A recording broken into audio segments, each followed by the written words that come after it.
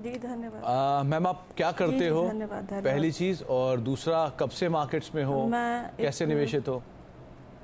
जी जी जी जी मैं एक्चुअली एक हाउसवाइफ हूँ और मैंने अभी 10-12 साल से मैं शेयर मार्केट में अपना इन्वेस्ट करती आ रही हूँ। तो मैम 10 से 12 साल हो गए आपको इन्वेस्ट करते हुए? रिसेंटली दिव्यानी। जी जी। तो कैसा एक्सपीरियंस रहा मैम? क्योंकि 10-12 साल में तो आपने कमोडिटी साइकिल भी देख लिया, आपने क्राइसिस भी देख लिया, कोविड, नोटबंदी, बहुत सारे इवेंट्स देखे। जी जी। कैसा रहा एक्सपीरियंस आपका? जी जी। नहीं, अच्छा एक्सपीरियंस रहा। वैसे तो मुझे हमेशा इसमें ग्रोथ ही मिली है। अभी रिसेंटली मैंने दिव्यानी इंटरनेशनल के शेयर्स परचेज करे थे, 1000 शेयर्स। ओके। तो अच्छा मुझे रिजल्ट मिला उसमें। ओके, तो आपने दिव्यानी के ये 10,000 नहीं 1,000 शेयर है, राइट? जी जी 1000। तो कनक मैम, ये आपने जब खरीदारी की उसके बाद तो बहुत ऊपर के लेवल्स भी देखे होंगे आई गेस? दोस्तों, अगर आप बाज़ार में अपना पैसा इन्वेस्ट करना चाहते हैं तो अभी जुड़े एंजल ब्रोकिंग के साथ में, क्योंकि यहाँ आपको मिलती है एक अच्छी एडवाइस और भरोसेमंद सर्विस, और यहाँ अकाउंट ओपन करना भी है बिल्कुल फ्री ऑफ कॉस्ट। तो आज ही जुड़े एंजल ब्रोकिंग के साथ में। अकाउंट ओपनिंग लिंक डिस्क्रिप्शन में है। आज ही अपना अकाउंट ओपन कराएं। हाँ हाँ, देखे थे मैंने। काफ़ी ऊपर के लेवल्स, अप डाउन्स तो इस फील्ड में लगा ही रहता है। तो फिर आप निकले नहीं उनमें अपनी पोजीशन से? रेट से ये शेयर्स परचेज किए थे। आपने सोचा नहीं कि उस समय प्रॉफिट बुक कर लेना चाहिए दिव्यानी में थोड़ा बहुत? हाँ, प्रॉफिट किया था वो, फिर मैंने रिसेंटली फिर परचेज किया था। ओके। तो अभी आप कितना टाइम दे सकते हो इसको? प्रॉफिट अपना निकाल के फिर अभी मैं 1-2 साल उसमें और रुकूंगी।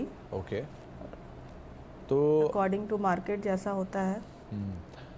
आज मैम दिव्यानी इंटरनेशनल बहुत ज़्यादा पुरानी लिस्टिंग हिस्ट्री तो नहीं है इसकी, लेकिन जब से लिस्ट हुआ है तब से एक तरफा पहले चाल दिखाई और उसके बाद हायर लेवल से बिकवाली के बाद एक रेंज के अंदर अब कामकाज कर रहा है। बाकी समूह कंपनियों में तो बढ़िया मूव आया, उम्मीद है कि इसमें भी आएगा, इसीलिए शायद पोजीशनिंग बहुत ज़्यादा है। क्या करना चाहिए नंबर्स को देखते हुए? जी बिल्कुल सुमित, आपने सही बोला। और जो इनके नंबर्स थे वो बहुत ही फ्लैट आए थे। इनफैक्ट जो दिसंबर क्वार्टर के नतीजे थे, सिर्फ 8% की ग्रोथ इसने बॉटम लाइन में दिखाई थी। ऑल्दो टॉप लाइन में हमने 26-27% की ग्रोथ देखी थी, लेकिन वो कन्वर्ट नहीं हुई बॉटम लाइन में।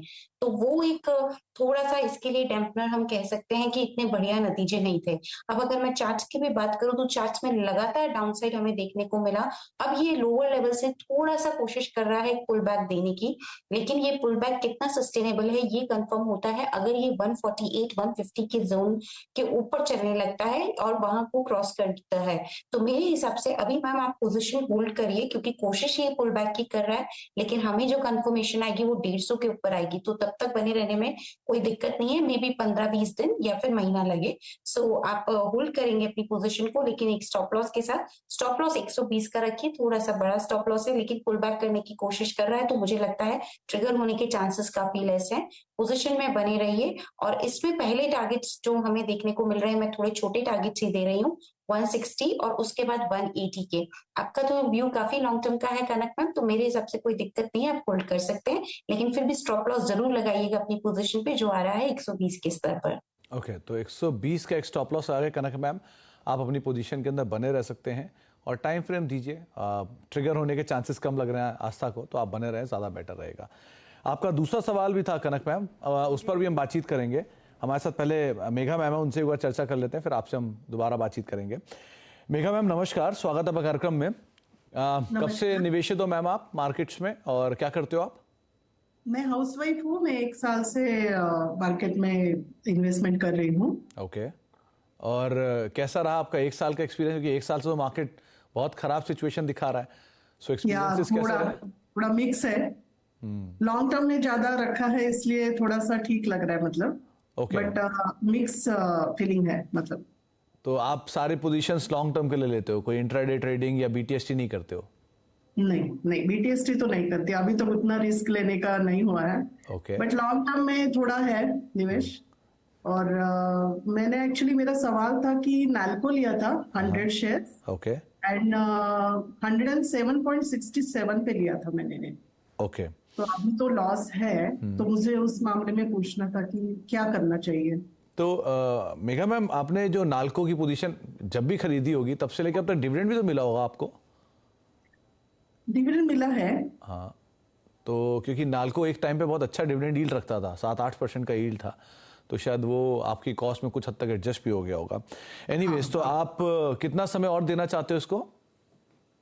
मैं लॉन्ग टर्म में मतलब 8 to 12 months, 1 year, no problem. Okay. Aastha, इनके पास नाल्को के शेयर हैं, नेशनल एल्यूमिनियम के 100 शेयर हैं और करीब करीब 107-108 रुपए के दाम पर खरीदारी है। क्या करना चाहिए इन्हें अपनी पोजीशन के अंदर? और कंसीडरिंग कि 1 साल का नजरिया रखते हैं, लेकिन सेक्टर ये वो है जो कि साइक्लिकल है, क्या किया जाए?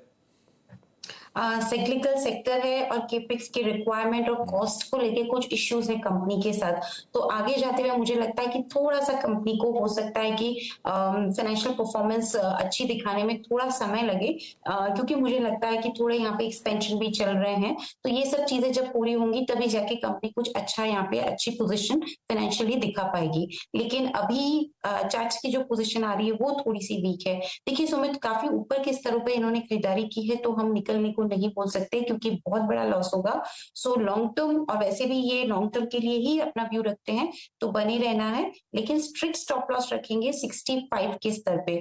बहुत इंपॉर्टेंट सपोर्ट है क्योंकि ये 65 का जो लेवल है 50 वीक्स एक्सपोनेंशियल मूविंग एवरेज का एक स्ट्रॉन्ग ये लेवल आ रहा है, तो मेरे हिसाब से इसके नीचे अगर गया तो ये लगेगा कि कंपनी में बड़ी एक और हमें देखने को मिल सकती है वॉलेटिलिटी, तो वहां पे फिर थोड़ा हो सकता है गिरावट गहरा है। तो अभी तो मैम पोजीशन को होल्ड करिए, लेकिन मान के चलिए कि थोड़ा सा अभी और हमें यहाँ पे डाउनसाइड देखने को मिलेगा, लेकिन फिर भी 65 के स्टॉप लॉस के साथ मैं बनी रहने की सलाह दूंगी। ऊपर में अगर इसको तेजी करनी है तो एक बार 87 का लेवल पार करना जरूरी है।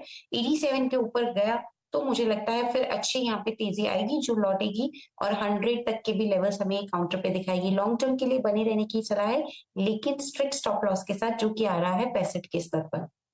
जी, तो आप स्ट्रिक्ट स्टॉप लॉस साथ मेगा मैम बने रहें नाल्को के अंदर। अभी तो आपको ये राय दी गई है, लेकिन ये स्टॉक में या सेक्टर में यूजुअली जो मूव होता है वो साइक्लिकल तौर पे आता है, नंबर्स इनके थोड़े सपोर्टिव होते हैं। इस पर हम और भी बात करेंगे और आपसे भी हम आगे बातचीत करेंगे। एक इंपॉर्टेंट अपडेट आ रहा है अभी अभी न्यूज़ फ्लो के थ्रू, जिसमें जी और इंडसइंड मामले को लेकर, यानी कि सेटलमेंट का जो इश्यूज थे इन दोनों कंपनियों को लेकर, सेटलमेंट था वो होता हुआ दिखाई पड़ रहा है, जिसमें जी ने अपनी पहली किस्त का भुगतान कर दिया है और इंडसइंड बैंक को 30 जून तक बाकी रकम भी जी एंटरटेनमेंट देगा। इस खबर के बाद एक स्पाइक जी एंटरटेनमेंट जरूर देखने को मिला है और ये पहली इंस्टॉलमेंट का भुगतान हो चुका है, इंडसइंड के साथ सेटलमेंट हो गया है, यानी कि ये मान सकते हैं कि जितने भी सोनी जी मर्जर को लेकर इश्यूज थे वो कुछ हद तक अब रिजॉल्व होते हुए दिखाई पड़ रहे हैं और अब जितनी भी आपत्तियां थी वो वापस ले ली गई हैं। तो शायद सिचुएशन आगे चल के सोनी जी मर्जर को लेकर डेक्स जो है वो क्लियर होते हुए दिखाई पड़ेंगे। तो ये पूरे इंसॉल्वेंसी केस में जी और इंडसइंड के बीच में सेटलमेंट हुआ। सेटलमेंट के तहत पहली किस्त का भुगतान जी ने कर दिया है, दूसरी किस्त का भुगतान 30 जून तक हो जाएगा।